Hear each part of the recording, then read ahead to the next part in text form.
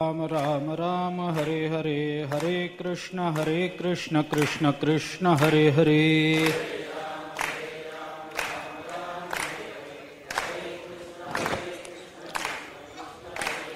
हरे राम राम राम हरे हरे, हरे कृष्ण कृष्ण कृष्ण हरे हरे।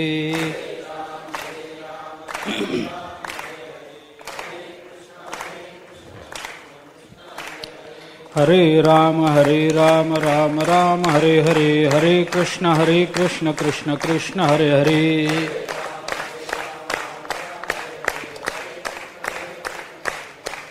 पुंडलीक वरदे हरि विठ्ठल श्री ज्ञानदेव तुकाराम।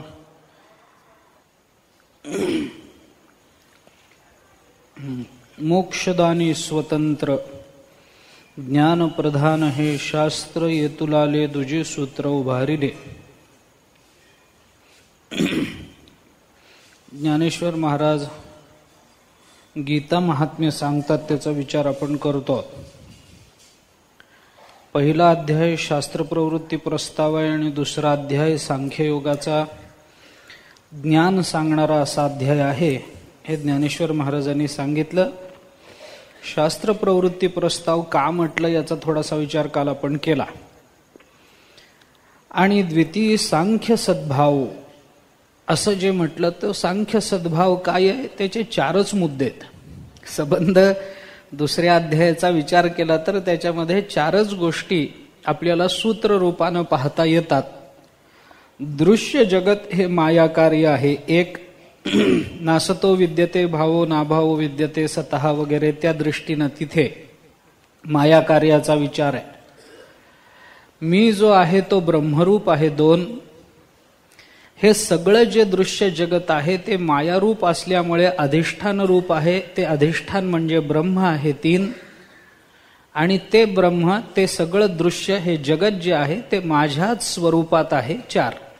या चारच गोष्टी दुसऱ्या अध्यायाचं सूत्र म्हणून आपल्याला सांगता येतील।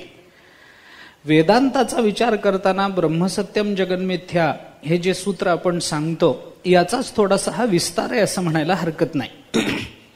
दृश्य जगताच्या मिथ्यात्वाची संगती लावल्याशिवाय परमात्म स्वरूपाचा निश्चय करता येणार नाही, ही वस्तुस्थिती आहे। अर्थात प्रत्येक दर्शनकार या संबंधानं हेच बोलतो असं नाही।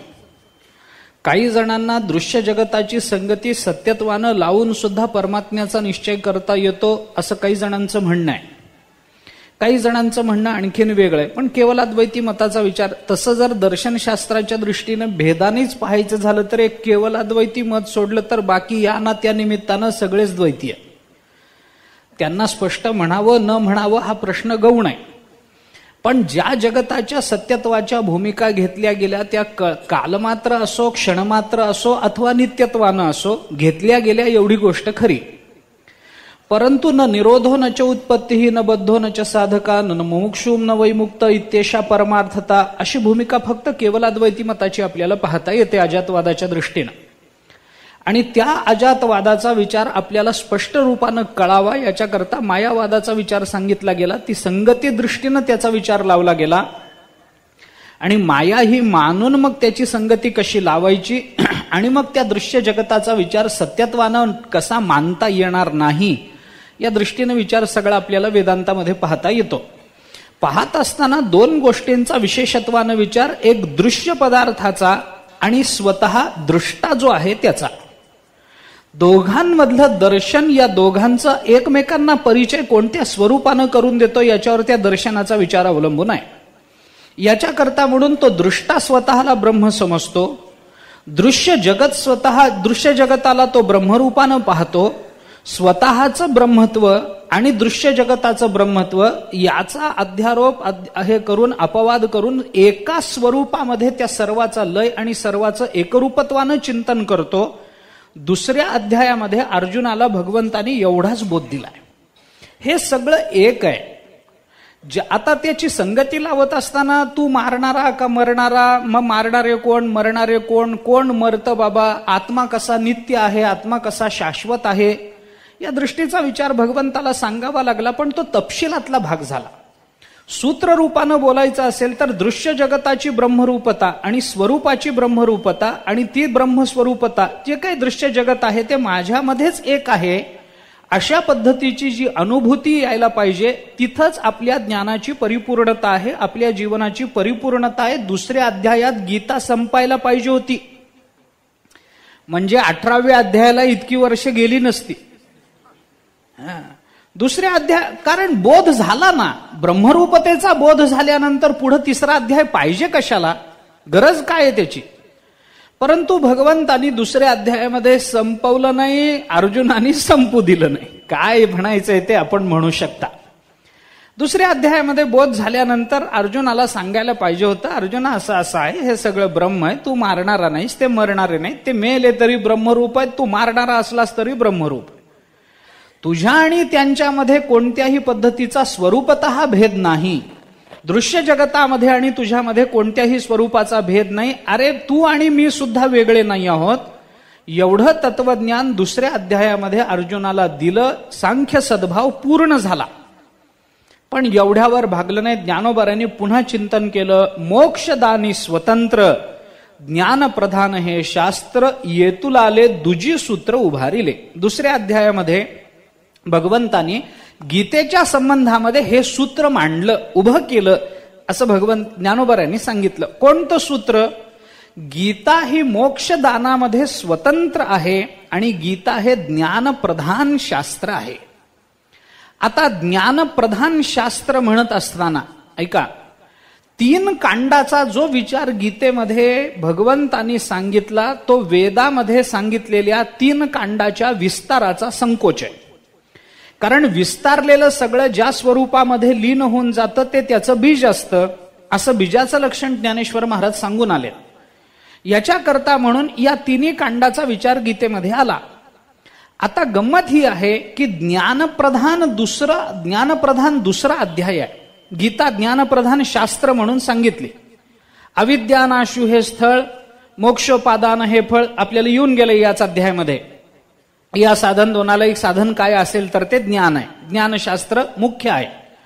गीतेचा विचार करताना वेगवेगळ्या विद्वानांनी कधी या गीतेला कर्मपर दाखवलंय, कधी या गीतेला ज्ञानपर दाखवलंय, तर कधी या गीतेला भक्तीपर दाखवलंय. गीता सांगते, शास्त्र ठीक आहे, गीता शास्त्र आहे ठीक आहे, पण गीतेचा हेतू भक्तीकडे आहे, भक्ती सांगण्यामध्ये आहे, ज्ञान सांगण्यामध्ये आहे का कर्म सांगण्यामध्ये. 3 मतं आपल्याला पाहता येतात. काही जणांनी गीतेचा अर्थ सगळीकडे कर्मपरच लावला, गीता कर्म सांगण्याकरताच प्रवृत्त झाली, अशा पद्धतीच्या टीका. मराठीतल्या टीकेच्या बाबतीत बोलायचं झालं तर लोकमान्य टिळकांचा गीता रहस्य हा ग्रंथ कर्मपरच अर्थ लावतो गीतेचा सगळा.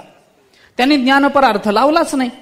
कर्म करण्याकरताच, कर्म सांगण्याकरताच गीता प्रवृत्त झालेली आहे वगैरे वगैरे. तो कसा अर्थ लावायचा, त्या कर्मानं मोक्ष मिळतो का मिळत नाही वगैरे हे प्रश्न नंतरचे आहेत, मला त्याची चर्चाही करायची नाही. परंतु काही जणांनी गीतेचा जो अर्थ लावला तो कर्मपर लावला, प्राधान्य त्यांनी कर्माला दिलं. शंकरानंदांसारखे एखादे विद्वान आहेत ते गीतेचा सगळा अर्थ ज्ञानपर लावतात. ते ज्ञानाशिवाय दुसरं काही बोलत नाही. बाबा ज्ञान सांगितलं, दुसरं काही सांगितलं नाही. उपासना शब्दाचा अर्थ सुद्धा ज्ञानपरच त्यांनी लावला. सबंध 12वा अध्याय योमत भक्त समे प्रिया, इथला भक्त शब्दाचा अर्थ सुद्धा त्यांनी जीवनमुक्त करून टाकला. इथपर्यंत गीतेचा विचार त्यांनी मांडला. 12वा अध्याय सगळा त्यांनी लावला. तो 9व्या अध्यायात कित्येक ठिकाणी सततम कीर्तयंतो माम सारखे श्लोक त्यांनी ज्ञानपर लावलेत. यतंतश्च दृढ, अरे कीर्तयंतो माम म्हणल्यानंतर ज्ञानपर लावलंय ना त्यांनी. बरं ती संगती चुकीची वाटत नाही वाचताना. नाही बाबा बरोबर आहे, हे म्हणतात ते काही याच्यामध्ये दोष नाही, असाही अर्थ असू शकतो वाटतं. काही जणांनी गीतेचा अर्थ करत असताना तो भक्तीपरच केला, भक्तीपर केला. अशी अनेक उदाहरणं आपल्याला पाहता येतात, अशा टीका पाहता येतात. त्यांनी भक्तीपर, काही ठिकाणी ज्ञानाचा जिथं विचार आहे तिथं ज्ञानाचा विचार मांडला. ज्ञानेश्वर महाराजांची ज्ञानेश्वरी जर आपण बघितली तर त्याच्यातून अर्थ काय निष्पन्न होतो. ज्ञानोबाराने भक्तीकडे जास्तीत जास्त गीतेचं सगळं चिंतन वळवलंय. भक्ती करण्याकरताच गीता सांगितली गेली. म्हणून तर मग सर्व धर्मान परित्यज्य माम एकम शरणम व्रज अहम त्वा सर्व पापेभ्यो मोक्षयिष्यामि मा शुचः. किंवा आणखीनही काही टीकाकार असतील, त्यांनी भक्तीपर अर्थ लावलेला असेल. गीता भक्ती सांगण्यामध्ये प्रवृत्त झाली, गीतेचा सर्व विचार हा एका भक्तीमध्ये अनुस्यूत आहे, असंही चिंतन काही जणांना करतात. ज्ञानोबारांनी ज्ञान भक्तीचं एकत्रीकरण करून सांगितलं. या ज्ञान भक्ती सहज भक्त एकवटला मज, पण भक्तच म्हटलं म्हणताना ज्ञान भक्त म्हटलं, मग भक्त म्हणलं काय, ज्ञानी म्हणलं काय, पण नाही, ज्ञानोबारांनी भक्त एकवटला मज, तो मीची हे केवळ तुझं श्रुतही आहे हेही सांगितलं. बरं, त्याच्या पुढच्याच ओवीमध्ये उभवनिया भुजा ज्ञानिया आत्मा माझ्या हे बोलिलो कपिध्वजा सप्तमाध्यायी, हे ज्ञानोबाराय बोलले. म्हणजे आधीच्या ओवीमध्ये भक्त एकवटला मज आणि त्याच्या पुढच्याच ओवीमध्ये ज्ञानिया आत्मा माझा. ज्ञानोबारांनी ज्ञान भक्ती कशा पद्धतीनं एकरूप आहे हेही आपल्याला दाखवून दिलं. वेगवेगळ्या पद्धतीचे समुच्चय आणि वेगवेगळ्या पद्धतीच्या समन्वयाचं चिंतन गीतेचं वेगवेगळं चिंतन विद्वानांनी केलेलं आहे. एकच एक शास्त्र आहे असं म्हणणं नाही, तिन्ही कांडाचा विचार तिथं आहे. बरं, काही जणांनी त्याला समन्वय म्हटलंय, काही जणांनी समुच्चय म्हटलंय, त्याच्यातही पुन्हा फरक केलाय. आचार्यांसारख्या जगद्गुरु शंकराचार्यांनी इथं समन्वयाची भूमिका मांडलीच नाही गीतेमध्ये. त्यांनी समुच्चयाचाच विचार, साधनांचा समुच्चय मानायचा का समन्वय मानायचा, ज्ञान कर्माचा समन्वय मानायचा का समुच्चय मानायचा. समन्वय मानायचा असेल तर कर्मालाही ज्ञान एवढंच प्राधान्य दिलं पाहिजे, पण कर्माला तेवढं प्राधान्य येत नाही. दोन्हीची समानता मानता येत नाही. शेवटी कर्म थांबून जातं ज्ञानानंतर. कर्म हे शेवटी ज्ञानाचा अधिकार सिद्ध करण्याकरता करावं लागतं. कर्म करणं म्हणजे काही जीवनाचा हेतू नव्हे. कर्म केलं, अंतःकरण शुद्ध झालं, एक टप्पा पूर्ण झाला, त्याच्या पुढे अजून पुष्कळ जायचंय. माऊलीच्या सोहळ्यात चालताना कंटाळा आला म्हणून सासवडला थकवा आल्यावर सासवडलाच पंढरपूर समजायचं काय, आणि त्या पुढे पुष्कळ जायचंय अजून. मध्येच फलटणला आल्यावर नाही हो पाय फार दुखतात, आता हेच माझं पंढरपूर. समाधी घ्यायचं असेल तर माझं काही म्हणणं नाही, परंतु असं म्हणून चालतं काय, पंढरपूर येईपर्यंत पंढरपूर आलं म्हणता येत नाही ना. आम्ही थकलो, आम्हाला कर्माचा विचार आमच्या जीवनामध्ये अंतःकरण शुद्धी करता झाला म्हणजे काय परमार्थ संपन्न झाला काय, नाही ना. त्याच्या पुढे ज्ञानाचा विचार अजून पुष्कळ लांब जायचंय. मग असं जर करायचं असेल तर कर्माचा ज्ञानाचा समन्वय म्हणता येणार नाही, समुच्चय म्हणता येईल. आचार्यांनी समुच्चयाची भूमिका मांडली. कुणी द्वैती सगळ्या दर्शनकारांनी समन्वयाची भूमिका मांडली. त्यांनी कर्मालाही तेवढंच प्राधान्य दिलंय, कारण जगत सत्यत्व तुम्हाला सिद्ध करायचं असेल तर कर्म प्राधान्यानं विचार करावाच लागेल त्याचा, नाहीतर कर्माचे परिणाम म्हणून जगत संबंधानं जो व्यवहार आहे तो नाकारावा लागेल. याच्याकरता म्हणून तिथं कर्म समन्वयाच्या भूमिका मांडल्या. ज्ञानेश्वर महाराजांनी स्वतःनी कर्म समुच्चयाची भूमिका मांडली, समन्वयाची मांडली नाही ज्ञानोबारायांनी सुद्धा. ज्ञानेश्वर, माझा मुद्दा काय चाललाय, ज्ञानोबाराय म्हणतात मोक्षदानी स्वतंत्र ज्ञानप्रधान हे शास्त्र. हे खरंच ज्ञानप्रधान शास्त्र आहे का भक्तिप्रधान शास्त्र आहे हो गीता?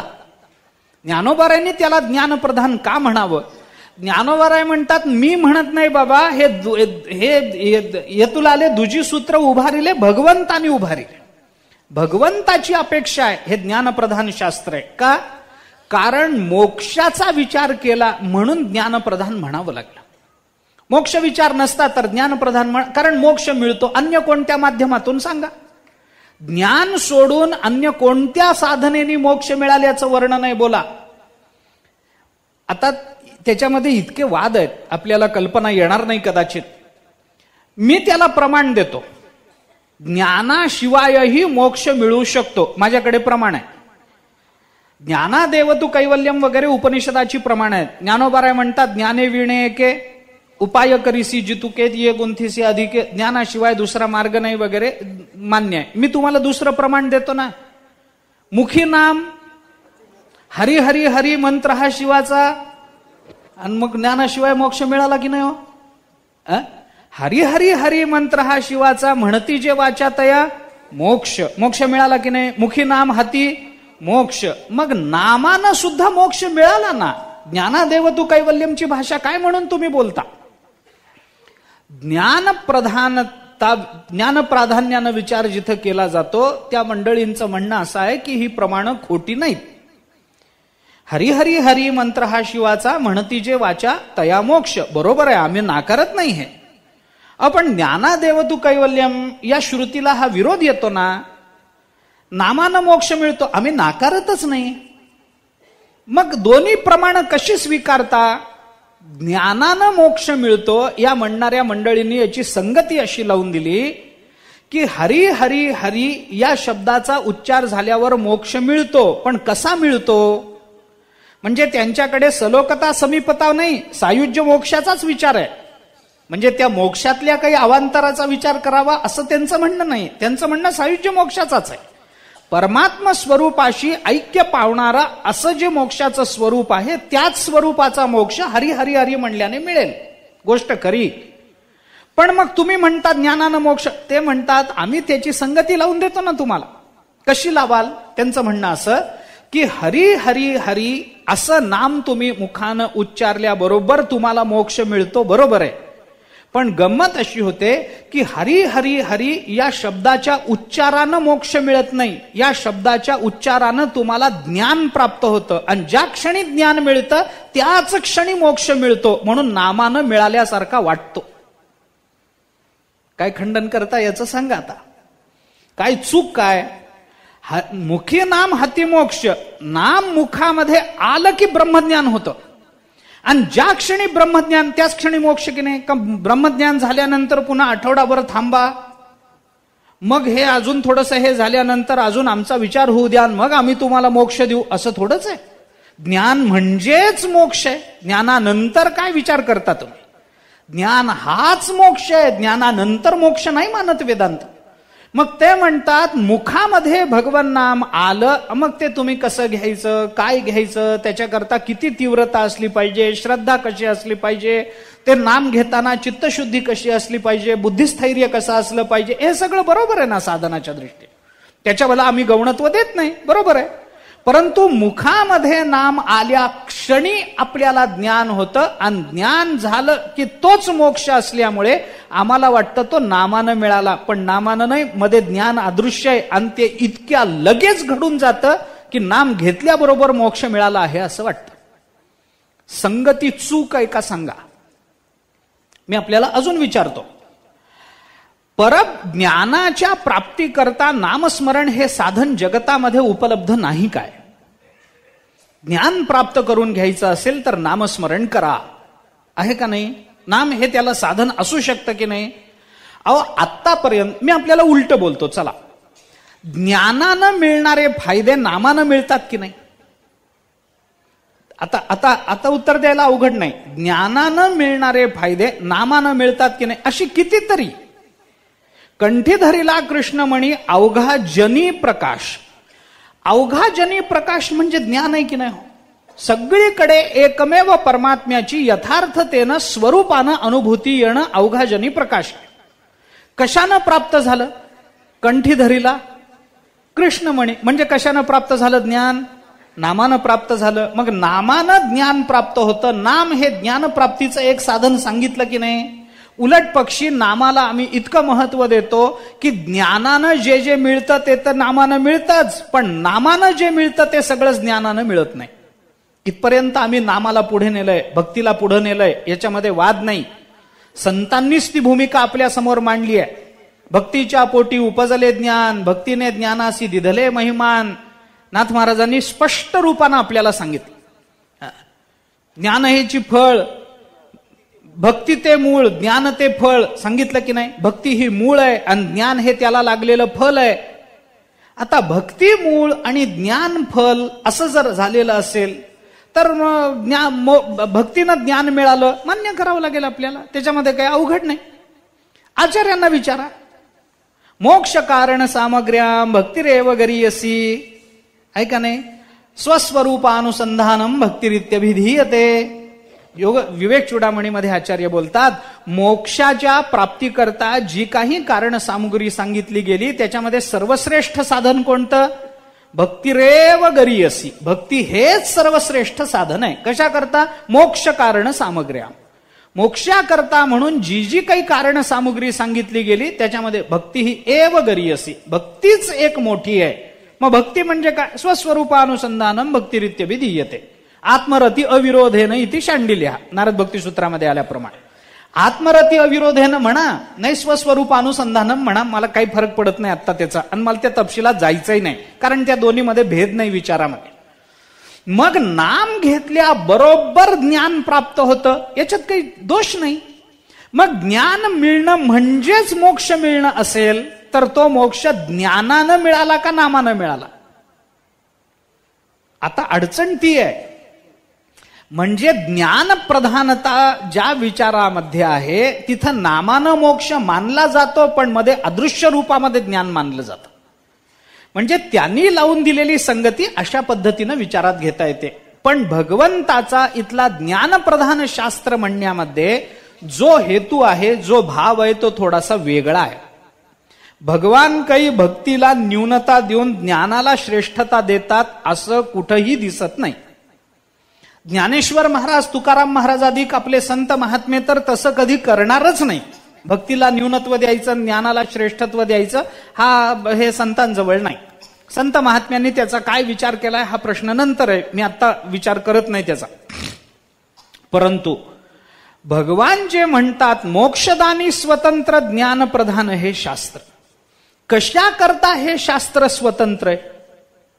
काय द्यायचंय? मोक्षदानी, मोक्षदान देण्याकरता, मोक्षाचं ज्ञान देण्याकरता ज्ञानालाच प्राधान्य द्यावं लागेल ना, म्हणून ज्ञान प्रधान हे शास्त्र म्हटलं. आता स्वतंत्र, या शास्त्राला स्वतंत्र का म्हटलं त्याचा विचार मागे करून आलोय आपण, याच अध्यायामध्ये विषय येऊन गेलाय त्याचा. बाकीची शास्त्र ही मोक्ष देण्यामध्ये स्वतंत्र नाही आहेत, परंतु गीताशास्त्र हे मोक्ष देण्यामध्ये स्वतंत्र आहे. असं का म्हणायचं? त्याचं कारण असं की बाकीची शास्त्र जेव्हा काही सिद्धांत मांडतात तेव्हा त्या सिद्धांताच्या पुष्टी करता त्यांना गीतेतलं प्रमाण काढून द्यावं लागतं, म्हणून बाकीची सगळी शास्त्र ही गीतेवर अवलंबून आहे. पण गीतेला कुणाचं प्रमाण काढायची गरज पडली नाही. का पडली नाही? कारण गीता सांगणाराच तोय प्रत्यक्ष, तर तो कुणाची साक्ष काढेल? अरे सगळं जग ज्याच्या शब्दाची साक्ष काढून ज्ञानाची आणि मोक्षाची सिद्धी करून देतं, तो परमात्मा कुणाची साक्ष काढेल? गरज नाही कुणाची साक्ष काढण्याची. न्यायालयामध्ये एखादा खटला चालू असतो, ते काय जिल्हा न्यायालय, त्याच्यावर अजून काही खंडपीठ वगैरे असतं म्हणतात, त्याच्या पुढं काही उच्च न्यायालय, आणि त्याच्यामुळे सर्वोच्च न्यायालय, सुप्रीम कोर्ट. त्या सर्वोच्च न्यायालयामध्ये काही खटला चालू आहे, मग ते इकडचा वकील तिकडचा वकील, ते दोघे जण मग ते एकमेकांना प्रश्न विचारणार, उलट तपासणी, अमुक तमुक, हे ते काय ज्या 12 भानगडी असतात ते करतात. मग असं आहे तसं आहे, मग तो जो कोणी आरोपी असेल किंवा जो कोणी पक्षकार असेल तो सांगतो नाही नाही असं झालं तसं झालं. मग ते याला काय साक्ष कोण, याला साक्षीदार कोण? मग तो सांगतो अमके अमके साक्ष, मग त्याला बोलवा. मग तो म्हणतो आम्ही दोघं तिथं गेलो होतो त्यावेळेला असं पाहिलं. मग तुझ्याबरोबर कोण होतं? मग माझा मित्र. त्यालाही बोलवा. मग तो म्हणाला आम्ही तिथं गेलो होतो पण आम्ही असं बघितलं तेव्हा आमचं लक्ष थोडा वेळ तिकडं गेलं तेव्हा इकडं काय झालं माहित नाही. म्हणजे गेलं सगळं मुसळकेरात. मग पुन्हा ते सिद्ध करण्याचा प्रयत्न करा, मग असं करा, मग तसं करा, मग उलट तपासणी करा, मग त्याचे साक्षीदार पहा. हे सगळं बघितलं जातं. आणि बघितल्यानंतर ते सर्वोच्च न्यायालयाचे जे न्यायाधीश आहेत ते सांगतात की या दोन्ही बाजूचा विचार करून मी असा निर्णय देतो की अमका अमका असं असं झालेलं आहे, त्यामुळे अमक्या अमक्याचा दोष आहे, त्याला अशी अशी शिक्षा करण्यात यावी. झालं. त्याला अशी अशी शिक्षा करण्यात यावी, याला निर्दोष सोडण्यात यावं असं सांगितल्यानंतर ज्याला शिक्षा झाली तो असं म्हणेल काय की तुम्ही मला शिक्षा करता, तुमच्याकडे कोण साक्षीदार आहे? असं सर्वोच्च न्यायालयाच्या न्यायाधीशाला विचारता येतं का? नाही. का नाही? कारण सगळे वकील त्याची साक्ष काढतात, तर तो कुणाची काढेल? सगळे वकील त्याच्या समोर साक्ष देतात, ते प्रमाण देतात, पण त्याला कोणत्या प्रमाणाची गरज नाही आहे. तशी ही बाकीची जी शास्त्र आहेत ना ती वकील आहेत हो. आणि गीता म्हणजे सर्वोच्च न्यायालयाचा न्यायाधीश आहे. आता त्याच्या समोर कुणाचंही चालत नाही, हल्ली तर राष्ट्रपतीचंही चालत नाही. आता काय करता बोला. कुणाचं चालू शकत नाही. आता कायद्याच्या अंतर्गत राष्ट्रपती बदल करू शकेल वगैरे ते नंतर गौण आहे, मला काही सगळंच लावायचं आहे असं नाही. परंतु तो न्यायाधीश जो आहे त्याचा निर्णय शेवटचा. तशी बाकीची शास्त्र काय करतात, गीतेचं प्रमाण देऊन सांगतात आमचं म्हणणं खरंय. कशावरून? गीतेमध्ये असं असं आलंय म्हणून. तसं गीतेला विचारलं तुझं म्हणणं खरं कशावरून, तर तिने काय सांगावं? अरे मी सांगते म्हणून याला विचारायचं नाही कुणी विचारलंय आणि कुणी सांगितलंय म्हणून. गीता बोलते ना, विषय संपला. म्हणून मोक्ष देण्याच्या बाबतीत गीता जशी स्वतंत्र आहे तशी बाकीची शास्त्र स्वतंत्र नाही. त्यांना गीतेवर अवलंबून राहावं लागतं. पण गीता मात्र मोक्ष देण्यामध्ये स्वतंत्र आहे. कुणाला मोक्ष द्यायचा कुणाला नाही हे गीता ठरवते. कारण गीता म्हणजे साक्षात परमात्मा आहे. आपण बोलून आलो, त्याचा विचार होऊन गेला. आता त्यामुळे ही गीता ज्ञानप्रधान शास्त्र आहे, मोक्षदानामध्ये स्वतंत्र आहे. कुणाला मोक्ष द्यायचा कुणाला नाही हे ती ठरवू शकते. हे जे सगळं चिंतन आहे ज्ञानप्रधानता असल्यामुळे मोक्ष कुणाला मिळेल अथवा कुणाला मिळणार नाही या संबंधाचा विचार 2ऱ्या अध्यायामध्ये भगवंतांनी स्पष्ट केलेला आहे. आपण 2 गोष्टी काल पाहिल्या. एक सांख्य सद्भाव म्हणून गीतेच्या 2ऱ्या अध्यायाचा विचार करा. आणि मोक्षदानी स्वतंत्र आहे, ही गीता मोक्षदानामध्ये स्वतंत्र आहे हा विचार गीतेच्या 2ऱ्या अध्यायामध्ये भगवंतांनी प्रकट केला. हे 2ऱ्या अध्यायाचं महत्व ज्ञानोबाऱ्यांनी आपल्याला सांगितलं. आणि मग अशा पद्धतीनं हे 2रा अध्याय सांगितल्यानंतर मग अज्ञाने बांधले या मोक्षपदी बैसावया साधनारंभ तो 3य अध्यायी बोलिला. मग आता हे सगळं कर्मकांडाचं वर्णन चालू. 3 कांड सांगायची आहेत. वेदातली 3 कांड गीतेत कुठे कुठे आलीत ते सांगायचं आहे. याच्याकरता 1ल्या अध्यायाच्या शास्त्र प्रवृत्ती प्रस्तावापासून प्रारंभ झाला. 2ऱ्या अध्यायामध्ये मोक्षाचा विचार मांडलाय आणि मग 3ऱ्या अध्यायामध्ये आता त्याला साधनारंभ सुरू झाला. साधनेचा आरंभ तिथं झाला. कसा झाला, का झाला? कारण मोक्ष जर अपेक्षित असेल, ऐका, मोक्षदानी स्वतंत्र आहे ना गीता, मग मोक्ष कुणाला पाहिजे या जगामध्ये? मोक्षाची अपेक्षा कुणाला? अरे सगळ्यांनाच एका अर्थाने बघितली तर, पण मोक्षाचं यथार्थ ज्ञान नाही म्हणून मोक्ष पाहिजे असं म्हणत नाही. ऐका, मोक्ष नको असं म्हणणारी व्यक्ती अजून जन्माला आली नाही. पण ती मोक्ष ही संज्ञा वापरत नाही. मी आपल्याला मागेही एकदा बोललो होतो, आपल्या लक्षात आहे का नाही माहित नाही. माणूस आपल्या जीवनामध्ये व्यवहारामध्ये संज्ञेमध्ये परिवर्तन करू शकतो, संकल्पनेमध्ये त्याला परिवर्तन करता येत नसतं. संज्ञा बदलू शकते माणसाची. आपल्याला मी स्मरण करून देतो, भात आणि आमटी हे 2 पदार्थ आहेत. भात कसा असतो? पांढरा असतो. भात कशापासून होतो? तांदूळापासून होतो. आमटी कशी असते? पिवळी असते. ती कशापासून होते? डाळीपासून होते. बरोबर. भात म्हणलं की आमच्या डोळ्यासमोर पांढऱ्या रंगाचा तांदूळ शिजवलेला असा जो भात आहे तो डोळ्यासमोर उभा राहतो. आम्ही त्याला भात असं म्हणतो. कुणी ठरवलं हे भात म्हणायचं? कुणी ठरवलं? याला भात म्हणा आणि याला आमटी म्हणा असं कुणी ठरवलंय हो? कुणाला माहित? आम्ही लहानपणापासून हेच ऐकत आलोय हो. आम्हाला लहानपणी आईने सांगितलं हा भात आहे, आम्ही म्हणालो हो. आईने सांगितलं याला आमटी म्हणतात, आम्ही म्हणालो हो. मग आम्हाला जेव्हा मुलं झाली तेव्हा आम्ही आमच्या मुलाला सांगितलं याला भात म्हणतात, मुलं म्हणाली हो. आम्ही सांगितलं याला आमटी, मुलांनी आम्हाला कधी विचारलं नाही याला आमटीच का म्हणायचं, याला भातच का म्हणायचं, भात असाच का असतो, काही विचारलं नाही. हे ठरून गेलंय, परंपरेनं चालत आलेलं आहे. भाताला भात म्हणा, आमटीला आमटी म्हणा. एखादा स्वतंत्र विचाराचा कोणी मनुष्य, आता नवीन फॅशन आली, स्वतंत्र विचार करायचा, जे चालत आलंय त्याच्याकडे लक्ष द्या, पुरोगामी. हा हा जाऊ द्या, तर त्याची फोड करण्यात तात्पर्य नाही. ते एखादा मनुष्य आहे तो म्हणतो अरे नाही काय म्हणून आम्ही परंपरा मानायच्या. परंपरा म्हटलं की काही जणांना अंगावर काटे, ती आता नवीन भाषेत बोलायचं झालं तर परंपरा या शब्दाची ॲलर्जी आहे काही लोकांना. ते अंगावर फोडच येतात हा शब्द उच्चारला. का म्हणून परंपरा माना? कुणी निर्माण केली परंपरा? आम्ही का वेगळी परंपरा निर्माण करू नये? बर, त्याने भाताला भात आणि आमटीला आमटी न म्हणता आमटीला भात आणि भाताला आमटी म्हणायचं घरात ठरवलं. ठरवू द्या, त्याच्या घरापुरतं त्यांनी ठरवलं, मान्य आहे. आमटी वाढ म्हणलं की बायको खरंच ते आमटी घेऊन आली, पळी वगैरे. मूर्ख कुठली, तुला आमटी कळत नाही?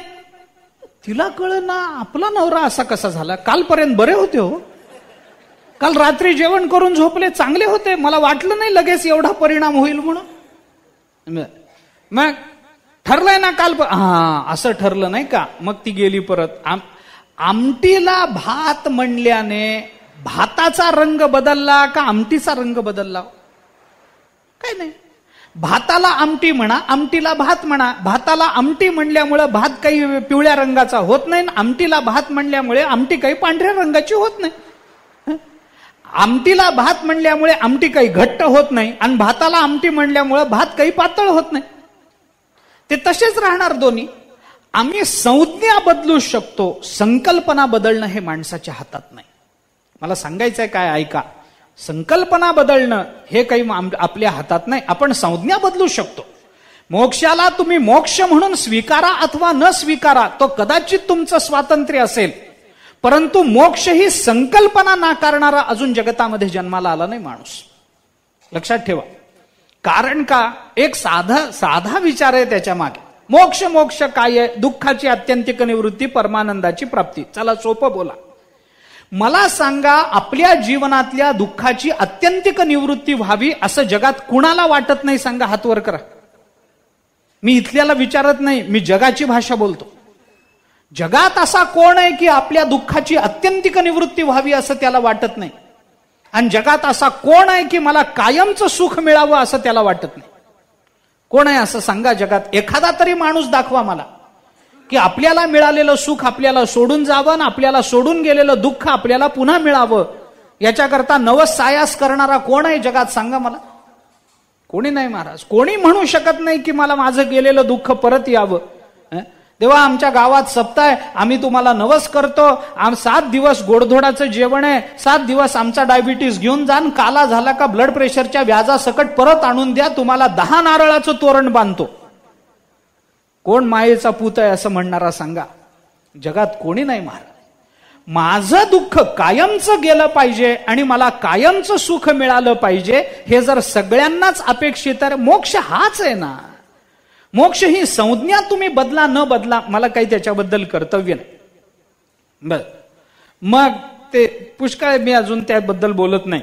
मोक्षाची अपेक्षा आहे ना? आहे. मग त्याच्याकरता काय केलं पाहिजे? गीता हे मोक्ष देणारं शास्त्र आहे, स्वतंत्र आहे. पण गीता स्वतंत्र असली म्हणून कुणालाही मोक्ष वाटत फिरेल असं मात्र नाहीये. मोक्ष मिळवण्याकरता काही विचार लागतो. त्याच्याकरता प्राथमिक अवस्थेपासून उच्च स्तरीय अवस्थेपर्यंतचा एक स्वतंत्र अधिकार लागत असतो. याच्याकरता तो अधिकार आपल्याकडे सिद्ध झाला पाहिजे आणि आपण मोक्ष मिळवण्याच्या अधिकाराचे म्हणजे मुमुक्षू झालो पाहिजे. त्याची इच्छा आपल्या अंतःकरणामध्ये तीव्रतम इच्छा निर्माण झाली पाहिजे. याच्याकरता काही गोष्टी आपल्याला करणं आवश्यक आहे. म्हणून 2ऱ्या अध्यायामध्ये जरी भगवंतानी मोक्ष सांगितला असला तरी 3ऱ्या अध्यायात अर्जुनाला तो मिळाला नाही.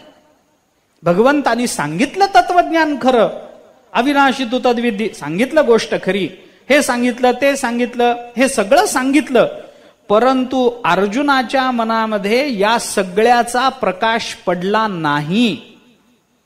का पडला नाही त्याचाही विचार करा. भगवंतानी काय झालं ते 2ऱ्या अध्यायामध्ये कर्माचा विचार करत असताना भगवंतानी सकाम कर्माला फारच गौणत्व दिलं, तुच्छत्व दिलं.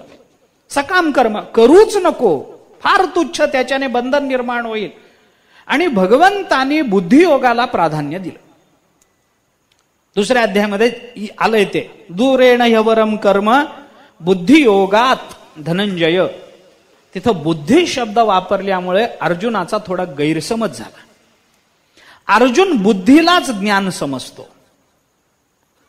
बुद्धीलाच ज्ञान समजतो, गैरसमज झाला. आणि कर्माला न्यूनत्व आलं, पण ते कर्माचं न्यूनत्व सकाम कर्माचं आहे हे अर्जुनाने लक्षातच घेतलं नाही. अर्जुनाच्या मनामध्ये विचार असा आला की कर्म करणं हे वाईटच आहे आणि ज्ञान मिळवणं हेच श्रेष्ठ आहे. कर्म करूच नाही, कारण कर्म करून काय मिळणार आहे? बंधन प्राप्त होणार आहे. कर्म सगळं बंधनात टाकणार आहे. आम्हाला कशासाठी हे करायला सांगता?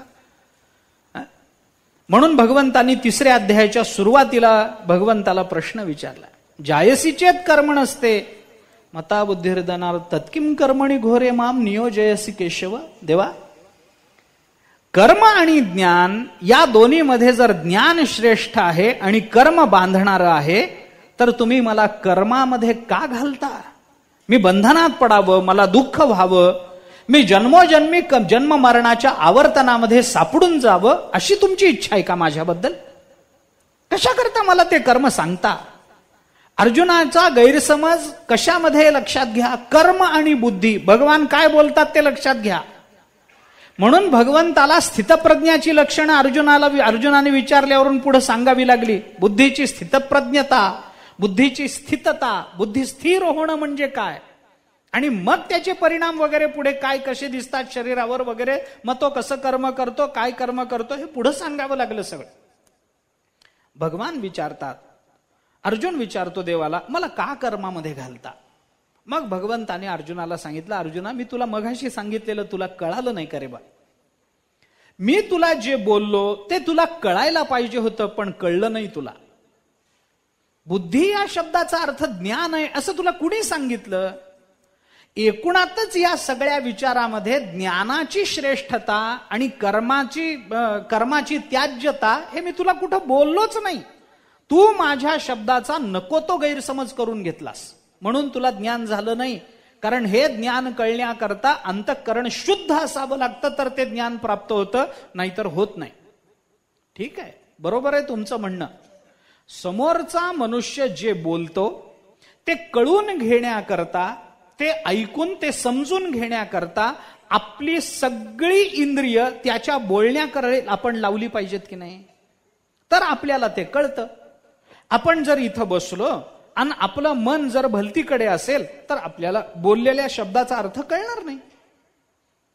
समोरचा मनुष्य जे बोलतो त्या बोलण्याचे वेगवेगळे अर्थ काढून आपणच चिंतन करत बसलो तर आपल्याला त्याचा यथार्थ बोध झाला असं म्हणता येणार नाही. आपलं मन दुसरीकडे, आपले कान तिसरीकडे, आपली इंद्रिय वृत्ती चौथीकडे चालत नाही ना, चालत नाही. ज्ञान न होण्याची जी काही कारणं सांगितली त्याच्यामध्ये सांख्य दर्शनाने ही कारणं मनो अनवस्थानात हे कारण सांगितलंच की. अतिदूरात, सामिप्यात, इंद्रिय घातात, मनो अनवस्थानात, संक्ष्म्यात, व्यवधानात, अभिभवात, समानाभिहाराच्य, एवढी कारणं सांगितली.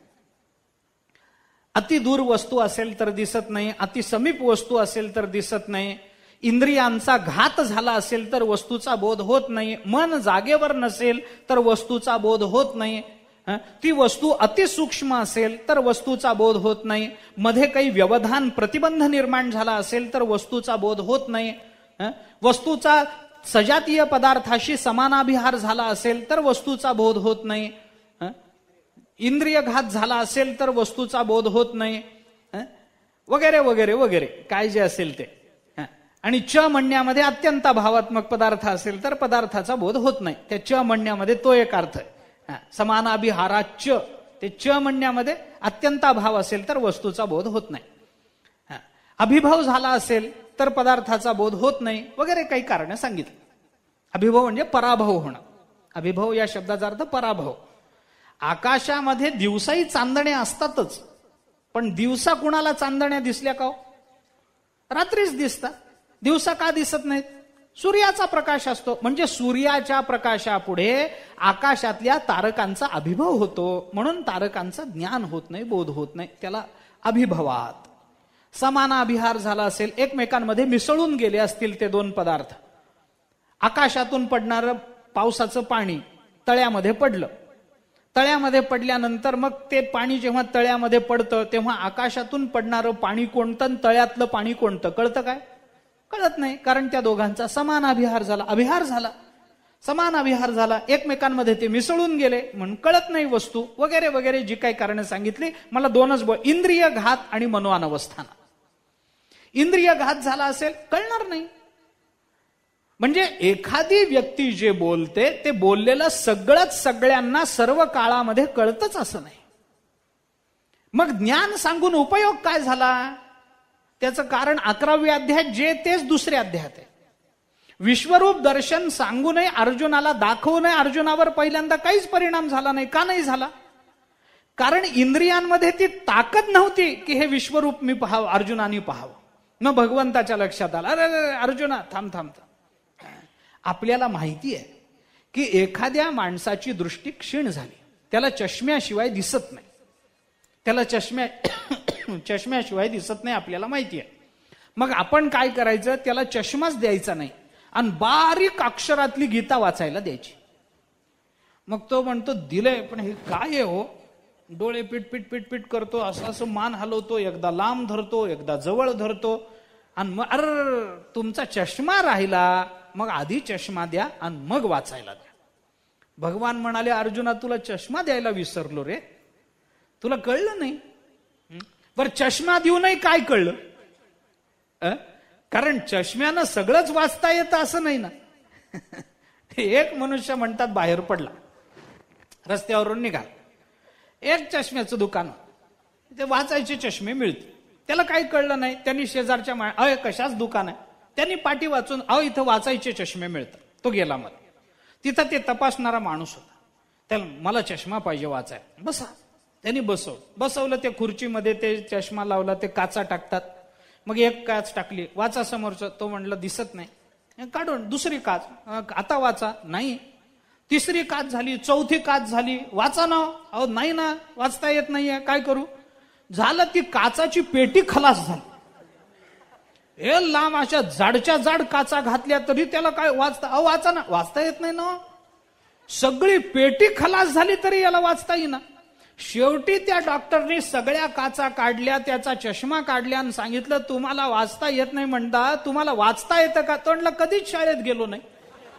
आणि मग किती काचा बदलल्या म्हणजे वाचता? म्हणजे मुळात काहीतरी पाहिजे का? चष्मा घातल्यावर सगळ्यांनाच येतं वाचता. मुळात काहीतरी लागेल का? नाही, आधी ही अक्षर तरी कळली पाहिजेत, तर मग काही त्या चष्म्याचा उपयोग आहे. भगवान म्हणाले, अर्जुना तुला चष्माच दिला नाही ना रे. अर्जुन म्हणतो, चष्मा लावायला आधी काही कळलं तरी पाहिजे. तुम्ही किती व्यापक आहेत मला माहितीच नाही. मी तुम्हाला अजून सखेती मत्वा प्रसवम यदुक्तम, हे कृष्ण, हे यादव, एवढंच चाललंय माझं. मी अजून तुम्हाला सख्याच्या पलीकडे बघायला तयार नाही. मी तुम्हाला यादव ह्याच्या पलीकडे बघायला तयार नाही. कृष्ण म्हणून सोडून तुम्हाला दुसरं काही बघायला मी तयार नाही. कसं कळेल? कसं कळेल? बरं, एवढं सगळं सुंदर विश्वरूप दाखवून झाल्यानंतरही अर्जुन म्हणतो, देवा नको, हे नको मला, तुम्ही आपले पहिल्यासारखे व्हा बाबा, मला नको, हे भीती वाटते मला तुमची. अरे ज्याच्या अंगा खांद्यावर पडून मी विनोद केले, त्याच्याबरोबर थट्टा मस्करी केली, त्याला मी जेवू घातलंय, त्याच्या घरी जाऊन जेवलेलो आहे, एकमेकांबरोबर आम्ही चांगले राहिलेलो आहोत, आणि त्याचं एकदम असं रूप बघितलं, नाही नाही देवा नको. भगवान म्हणाले, वेड्या, अरे हे रूप मी सगळ्यांना दाखवत नाही बाबा, सगळे बघू शकत नाहीत हे रूप. मी फार माझ्या अंतरंगात जे आहेत त्यांनाच हे रूप दाखवलंय, सगळ्यांना मी दाखवत नाही हे रूप. हे रूप असं फुकट बघण्यासारखं रूप नाही अर्जुना. अरे यशोदेला दाखवलं होतं मागे, तिला कळलं आणि तुला कळू नये वेड्या. मी माझ्या आईला जे रूप दाखवतो ते तुला दाखवतोय, तुला कळू नये. बघ नीट. नको देवा नको. भगवान म्हणाले, अरे हे रूप बघण्याकरता देवांची मरमर चालते. सुदुर्दर्शमिदम रूपम दृष्टवानसी यन्मम देवाप्यस्य रूपस्य नित्यम दर्शन कांक्षिणा. देवाला हे रूप बघण्याची नित्य आकांक्षा आहे. सुदुर्दर्शम इदम रूपम, हे रूप अत्यंत दुर्दर्श आहे, अत्यंत सुदुर्दर्शम इदम रूपम. सहजासहजी कुणाला दिसण्यासारखं नाही अर्जुन. अर्जुनाला दृश्य दाखवलं, पण अर्जुनाला त्या इंद्रियांची ताकद नव्हती ते बघण्याची. मग पुन्हा दिव्य दृष्टी द्यावी लागली. दिव्य दृष्टीला ते रूप दाखवलं, पुन्हा अर्जुनाला ते पटलं नाही, म्हणून परत पहिल्या रूपामध्ये यावं लागलं. आणि असं रूप, मग अर्जुन म्हणाला, देवा आता बरं वाटलं मला. सवय असते काही काही इंद्रिया, म्हणजे ती त्या रूपाचा एक संस्कार असतो चित्तावर, तेच रूप बरं वाटतं, तेच रूपचा. उद्या एखादा कीर्तनकार, दररोज आपण त्याला फेटा बांधून धोतर नेसून कीर्तन करताना बघतो, उद्या अचानक पॅन्ट घालून आला तर काय आलाय हो असं, तुम्ही धोत्रात या बरं, त्याच्याशिवाय आमचं समाधान होत नाही, म्हणतो की नाही आपण. म्हणजे असं करावं अशी माझी इच्छा नाही किंवा कुणी करावं असं माझं म्हणणं नाही, पण असं झालं तर आपण म्हणतो की नाही त्याला. काय रूप आहे तुमचं, धोतर नेसा बाबा, हे पहिलं सोडा, काय ते चोळणं घालून उभे तुम्ही, ते धोतर नेसा आधी, ते चांगला पांढऱ्या कपाळाला बुक्का लावा, काय तुम्ही राहता असं. मग तो नाही हा, मग तो धोतर, हा आता कसं, आम्हाला आमचा वारकरी भेटल्यासारखा वाटला. अर्जुन तरी वेगळं काय करतोय 11व्या अध्यायात सांगा. त्याला इंद्रियांचं सामर्थ्यच नाही, देवाने देऊनही उपयोग झाला नाही. तसं हे जसं दृष्टीचं चिंतन 11व्या अध्यायामध्ये दिसतं, तसं बोधाचं चिंतन आणि बुद्धीचं चिंतन 2ऱ्या अध्यायामध्ये दिसतं. अर्जुनाच्या बुद्धीमध्ये ती शक्तीच नव्हती की हे सगळं कसं आहे, अंतवंत इमे देहा कळण्याची शक्ती नव्हती. अविनाशी तू तद्विद्ये कळण्याचं सामर्थ्य नव्हतं. नासतो विद्यते भाव कळण्याचं सामर्थ्य नव्हतं त्याच्या ठिकाणी. अरे डोळ्याला माझ्या रोज दिसणारं हे जग अंतवंत म्हणायचं, हा माझा देह अंतवंत म्हणायचा. वासांशी जीर्णानी, असं कसं वासांशी जीर्णानी, असं कसं ते जीर्ण होईल. जीर्ण वस्त्र सांडीजे नूतन वेढीजे तैसे देहांतराते स्वीकारीजे चैतन्यनाथे, इतकं सोपं आहे का. उपरण पांघरलं फाटलं म्हणून टाकून दिलं आणि दुसरं उपरण घेतलं, इतकं मरण सोपं आहे का. इतकं सोपं असतं तर लोकांनी रोज मरायला हरकत नव्हती. नवीन कपड्याची अपेक्षा कुणाला नाही. म्हणजे एकदा दसऱ्याला मरायचं, पुन्हा दिवाळीत मरायचं, पाडव्याला, पुन्हा चैत्री पाडव्याला. आता नवीन कपडे ज्या ज्या दिवशी घ्यायचे त्या दिवशी आदल्या दिवशी मरायचंच किंवा. दर प्रतिपदेला श्रीमंत लोक दर प्रतिपदेला वस्त्र बदलतात, नवीन वस्त्र धारण करतात.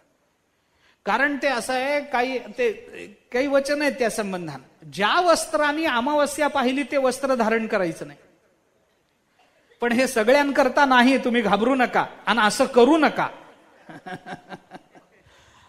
वस्त्राने अमावस्या पाहिली की वस्त्र बाद झालं, बस गेलं, टाकून द्या. ते फाटलंच पाहिजे, काही बंधन नाही त्याला. काही वस्त्र टाकून द्यावी लागतात. आता ग्रहणामध्ये अंगावर धारण केलेलं वस्त्र किती चांगलं असलं तरी टाकूनच द्यावं लागतं, त्याला काय इलाज आहे. म्हणजे का बोलतो मी आपल्याला, हे पटणार कसं मला सांगा ना. ज्या देहाच्या बाबतीतली इतकी आसक्ती आहे, जो देह प्राणापलीकडे जपल्या जातो, त्याला एकदम जीर्ण वस्त्रासारखं मानायचं आणि सोडून द्यायचं, आणि नवीन वस्त्र धारण काय आहे अजून मी सांगतो आपल्याला. नवीन वस्त्र धारण करण्याची अपेक्षा सगळ्यांना आहे, परंतु हे वस्त्र नवीन आहे आणि हे आपल्याला मिळणार आहे हे कळल्यावर जुन्याचा त्याग करण्याची भावना निर्माण होते. देह नावाचं वस्त्र टाकल्यावर नवीन कोणतं मिळणार आहे हे कळतं काय आधी, आणि मग कोण सोडायला जाईल. मग जीर्ण वस्त्र नूतन वेडीजे, ते नूतन कसं मानायचं, ते नूतन आहे का नाही कुणाला माहिती कसं आहे ते. मला त्या श्लोकावर बोलायचं नाही, अजून अवकाश 2ऱ्या अध्यायात यायला. आत्ता 18वा चालू आहे आपला. मी का बोलतो आपल्याला लक्षात घ्या. हे पटणार कसं बुद्धीला, म्हणून अर्जुनाला हा बोध देऊनही अर्जुनाच्या बुद्धीला जर ते पटत नसेल तर भगवान म्हणतात ते पटण्याकरता अंतःकरण शुद्ध असलं पाहिजे.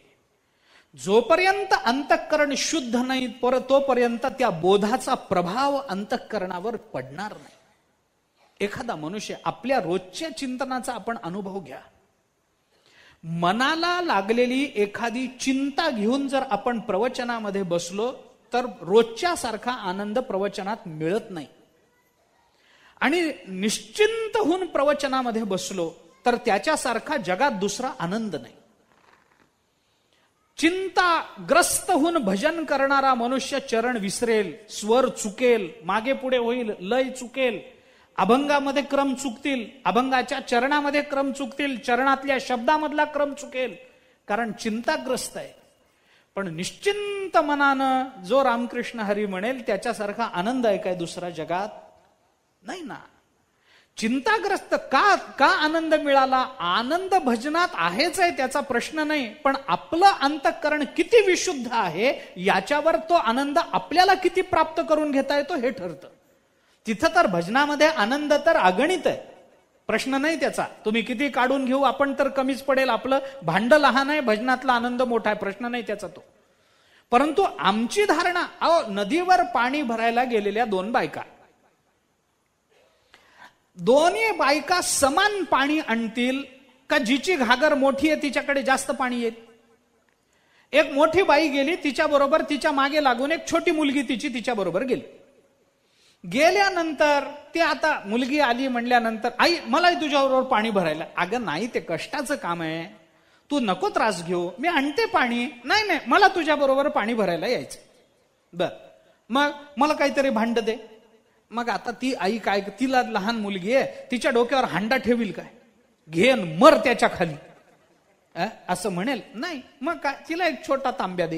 हे बघ, मी जशी, माझी जशी घागर आहे ना तशी हे बघ, ही घागर तुला.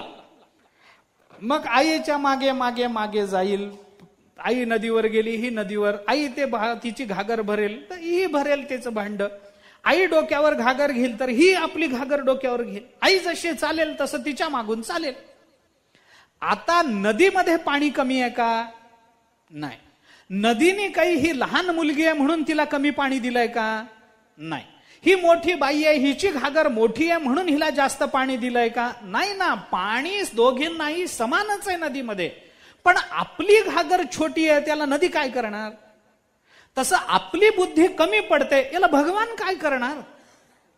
भगवान तर व्यापकच आहेत, ते तर सगळ्यांनाच द्यायला बसलेत गीतेमध्ये. अरे घ्या बाबा, यारे अरे, लहान थोर याती भलते नारी नर, घ्या, लुटा लुटा. जेवढं तुम्हाला लुटता येईल तेवढं या गीतेमध्ये लुटा, काही म्हणणं नाही, काही म्हणणं नाही. परंतु आमची घागर लहान आहे इथली. आमची जी घागर आहे ना ती लहान पडते, त्याला परमात्मा काय करतील? बरं, जी घागर आहे ती सुद्धा चांगली नाही हो, त्याच्यामध्ये आधी काय काय भरून ठेवलं होतं. दृष्टांत देऊ का ज्ञानोबरांचं?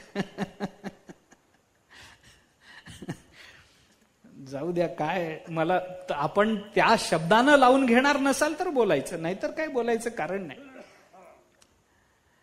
गंगेचं पाणी जरी असलं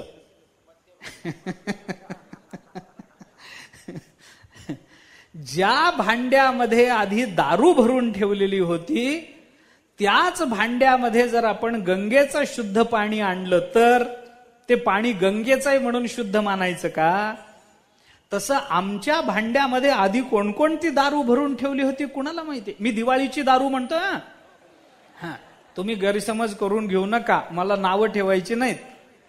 आधी किती वर्षाचा, किती जन्माचा संसार भरून ठेवलेला आहे, तो सगळा रिकामा करायचा आणि एकदम त्याच्यामध्ये परमात्मा भरून घ्यायचा. अरे कसा भरला जाईल याच्या करता म्हणून हे आधी भांड शुद्ध केलं पाहिजे.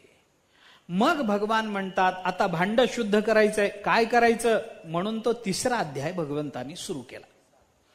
काय केलं भगवंतानी, कुणासाठी? मग अज्ञाने बांधले या मोक्षपदी बैसावया साधनारंभू तो 3य बोलिला.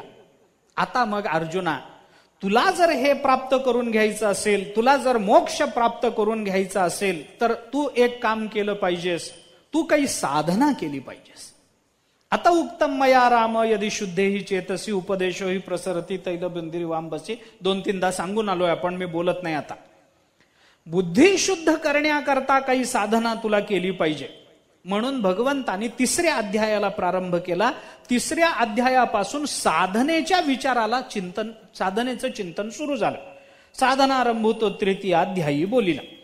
हे 3ऱ्या अध्यायामध्ये सांगितल्यानंतर मग जे देहाभिमान बंधे सांडोनी काम्य निषिद्धे विहित परी अप्रमादे अनुष्ठावे ऐसेनी सद्भावे कर्म करावे हा 3जा अध्यायी देवे निर्णय केला ते जाणावे कर्मकांड येत. इथं कर्मकांडाची सांगता 4थ्या अध्यायाच्या शेवटपर्यंत थोडीशी भगवंतांनी लांबवलेली आहे. मला कर्मकांड सांगून थांबायचं. कशा करता हे कर्म, कोणतं कर्म करायला सांगितलं? कर्मारंभ झालं, साधनारंभ झाला. साधन काय? कर्म हे साधन आहे. कशा करता? मोक्षा करता. कर्मानं मोक्ष मिळतो का? मिळत नाही. मग ज्ञानानंच मोक्ष मिळतो तर कर्म का सांगितलं? ज्ञान प्राप्त करून घेण्याकरता अधिकार सिद्ध व्हावा म्हणून कर्म सांगितलं. साधनेचा विचार इथून सुरू झाला. आम्हाला ज्येष्ठ वद्य अष्टमीला प्रस्थान असतं माऊलींचं. आता अष्टमीचं प्रस्थान असतं तर मनुष्य अष्टमीपासून लगेच चालायला सुरुवात करतो का? नाही. ज्याला चालत पंढरपूरला यायचंय ना, अष्टमीचं प्रस्थान आहे म्हणून अष्टमीला लगेच तो आळंदीला जातो आणि चालायला सुरू करतो असं नाही. ज्याला खरंच चालायचंय त्याची तयारी महिनाभर आधीपासून सुरू होते. आधी तो चप्पल घेतो, ती पायामध्ये महिनाभर रुळवतो. नवीन कोरी चप्पल घालून आली तर थोरल्या पादुकाच्या पुढे जाऊ देत नाही. ती पुढे जाऊ देत नाही. ती इतकी चावते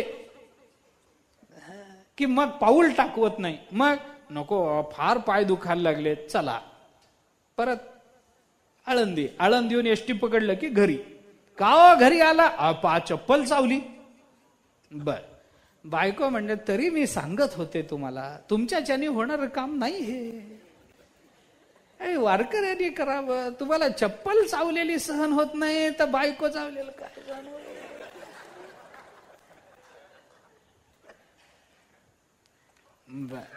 मग वळकटीची तयारी करेल, चप्पल नवीन घेईल, अमुक करेल, तमुक करेल. ह्या सगळ्या गोष्टी आहेत, या सगळ्या गोष्टी.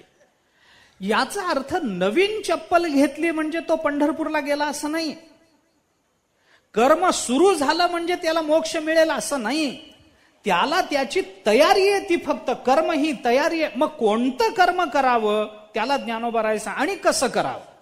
देहाभिमान बंधे सांडोनी काम्य निषिद्धे विहित परी अप्रमादे अनुष्ठावे. काय केलं पाहिजे. देहाचा अभिमान घेऊन कर्म करता येत नाही. मग काय काय सांडायचंय. देहाचा अभिमानानं निर्माण झालेला बंध, काम्य निषिद्धे सांडोनी अनुष्ठावे. कोणतं विहित करावं, तेही कसं करावं, अप्रमादे करावं. काम्य निषिद्ध कर्म करू नका, सांडून द्या. ज्याला मोक्षाची इच्छा आहे त्याने निषिद्ध कर्म टाकलं पाहिजे, करायचंच नाही. आणि काम्य कर्म टाकलं पाहिजे. कारण काम्य कर्म अंतःकरणातल्या कामना भडकवत राहतं. पुन्हा पुन्हा कामनाची, पुन्हा पुन्हा नवीन पदार्थाची आसक्ती निर्माण करत राहतं. एकदा झालं, एक काम्य कर्म झालं, आता दुसरं वाटतं, दुसरं झालं की तिसरं वाटतं, ते झालं की अजून या कामना. कारण कामना कधी संपत नाहीत, माणसाच्या इच्छा कधी संपत नाहीत, त्या चालूच आहेत. आणि काम्य कर्माने आपल्या इच्छांची परिपूर्ती होते हे कळलं की माणसाला अजून त्याच्यामध्ये प्रीती निर्माण होते. आणि मग तो काम्य कर्मामध्ये अडकत जातो. आणि कामना मनात ठेवून जर मरेल तर पुन्हा तेच आहे, जन्म मरणाची दुःखद परंपरा त्याच्या पाठीमागे लागेल.